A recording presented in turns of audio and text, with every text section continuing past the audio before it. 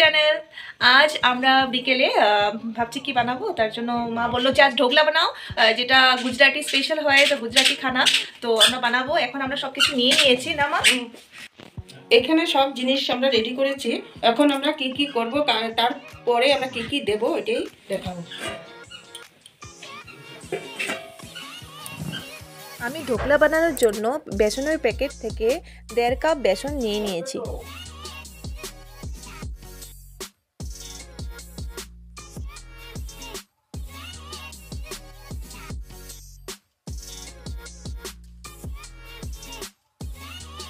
বেসনটাকে আমি একটা বাটির মধ্যে রেখে অল্প স্বাদ অনুসারে নুন আর হলুদ গুঁড়ো দিয়ে দিলাম। তারপর আমি তাতে অল্প চিনি মিশিয়ে দিলাম।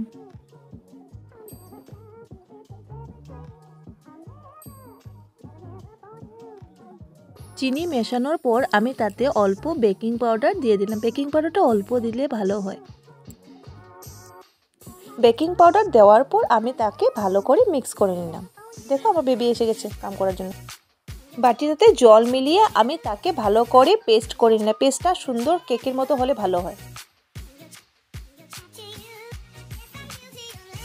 এটা হয়েছে নাকি? এটাকে আর 5 মিনিট ঢেকে রাখতে হবে। আচ্ছা, ঢেকে রেখে দাও এটা 5 মিনিটের জন্য। এটা মধ্যে সুন্দর করে তেল লাগাও। তুমি কিন্তু এটা কালকে বাজারে গিয়ে একটা ব্রাশ নিয়ে আসবে। ঠিক আছে, হ্যাঁ। ব্রাশটা হলে সুবিধা হবে না? ব্রাশটা তো আনাই হয়নি। ব্রাশটা একটা নিয়ে আসবে। তখন একটা বেগুনের ডাটি দিয়ে লাগিয়ে দাও। পুরো ভালো করে চারদিকে লাগাও। ঘরে যা আছে তা দিয়ে বানিয়ে নিলাম আমরা ব্রাশ। দেখো নেক্সট আমরা ব্রাশ ইউজ করব পাক্কা। পুরো বানানোর জন্য যে ব্যাটারটা করেছো এক ঢাকনা তেল দিয়ে তাহলে সফট হবে। সফট হবে। ব্যাস হয়ে যাবে। এখন এটাকে মিক্স করো। ধীরে ধীরে করো। কড়াইটা বসিয়ে দাও, তারপর একটু জল দিয়ে দাও।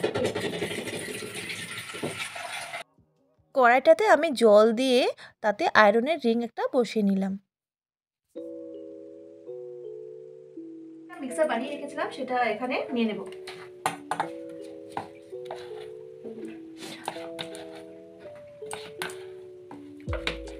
এখন এটা বসিয়ে দাও গরম জলের মধ্যে।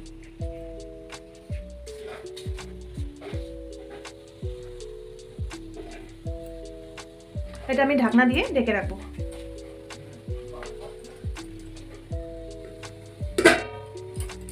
এটা আমি 20 মিনিটের জন্য রেখে দেব। এখন আমি কি করব, এটা তো বসিয়ে দিয়েছি, যে আমার মিক্সারটা তো বসিয়ে দিয়েছি, তার এই সময় আমি কি করব, লেবু নিয়ে নিয়েছি, লেবুর রস একটা বাটির মধ্যে বের করে নিলাম। এটা কি হবে, তরকা যখন বানাবো সেটাতে ইউজ করব। এখন কি হয়েছিল, এখন কারেন্ট চলে গিয়েছিল, তো কারেন্ট চলে গিয়েছিলাম, ভাবছিলাম যে অন্ধকারে এটা বানিয়ে নেব, কিন্তু কারেন্ট আমার এসে গেছে, তোমাদেরকে আমি আলোতে বানিয়ে দেখাবো। এদিকে আমি কি করলাম, কাঁচা লঙ্কা অল্প করে ফেলে দিয়েছি, আর এই ডান্ডিগুলো রেখে দিয়েছি। এদিকে আমি তরকা বানিয়ে নিই, একবার দেখে নাও। যদি কারেন্ট চলে যায় তাহলে অন্ধকারে দেখাতে হবে। যদি বানিয়ে এটা হতে হতে আমি এদিকে তরকা বানানোর জন্য একটা প্যান বসিয়ে দিলাম। এটা গরম হোক অল্প। কারেন্টটা না গেলে হলো, এই প্রচন্ড হাওয়া দিচ্ছে, কখন কারেন্ট চলে যায় সেটা তো বলা সম্ভব না। আর যদিও কারেন্ট চলে যায় আমি আমার ডিউটি কমপ্লিট করবো, তোমাদেরকে ঢোকলা বানিয়ে দেখাবো।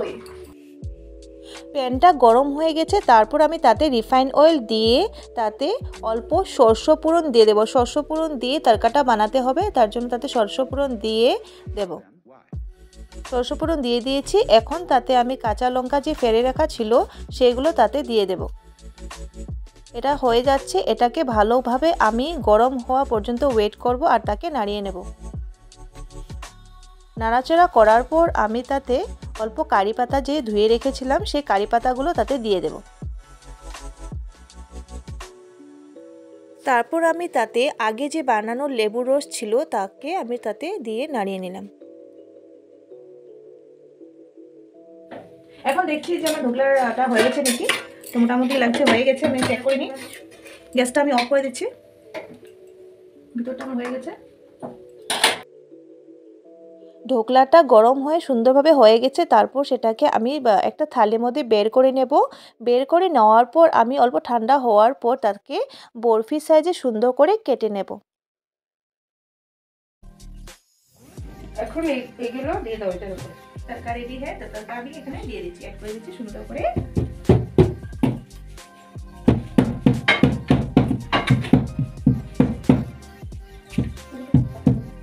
ঢোকলা রেডি হয়ে গেছে, ঢোকলা তৈরি আছে, চলো সাথে খাই। এখন আমি এটাকে ফ্রিজে 10 মিনিটের জন্য রেখে দেবো, এটা ঠান্ডা হয়ে যাবে। আমাদের ঢোকলা একদম স্পঞ্জের মতো নরম হয়েছে। এটা হোমমেড ঢোকলা, দেখো স্পঞ্জের মতো নরম হয়েছে। নেক্সট আরো ভালো করে ট্রাই করবো, আজ ফার্স্ট বানিয়েছি, দেখো তোমাদের ভালো লাগছে কিনা। এখন আমরা ফ্রিজে রেখে দিই। পাপার তো কাম স্টার্ট থাকে সবসময়, চাউল দিয়ে কি করবে। আমাদের ভিডিওটা যদি ভালো লাগে তাহলে লাইক, শেয়ার, কমেন্ট আর সাবস্ক্রাইব করবেন।